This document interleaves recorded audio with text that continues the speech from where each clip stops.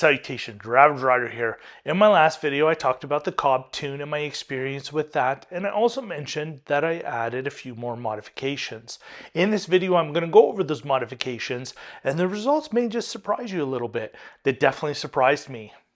Today, I'm going to install the ECS ignition coils, NGK spark plugs, which are factory for the RS3, ECS big bore turbo inlet, ECS titanium ignition coil hardware, and the ECS silicone turbo inlet hose.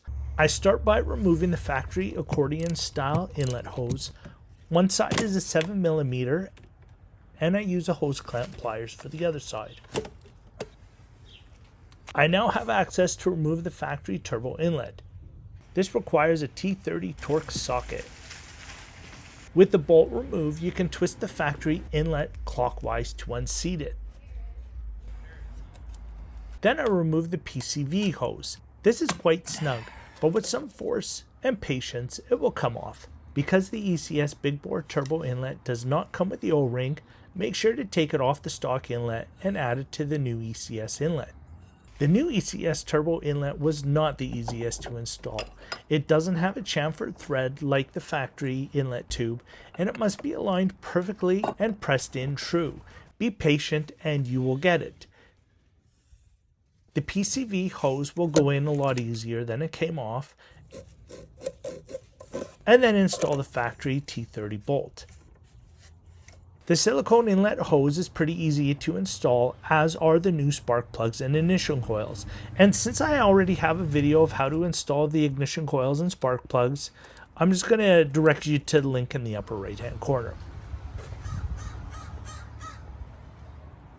And finally, the ECS titanium ignition coil hardware. As you can see, this is just dress-up hardware. While I love the look and the splash of red under the hood, this is something that no one sees, and I guess it's just for me. Now for the speed runs. This first one is the car with the Cobb Stage 1 93 octane from my last video, and as I mentioned, the winter tires are still installed. The second speed run is now the car with the installed mods and the summer tires installed. 3.53 versus 3.26 seconds. That's 50 to 100 kilometers in second gear.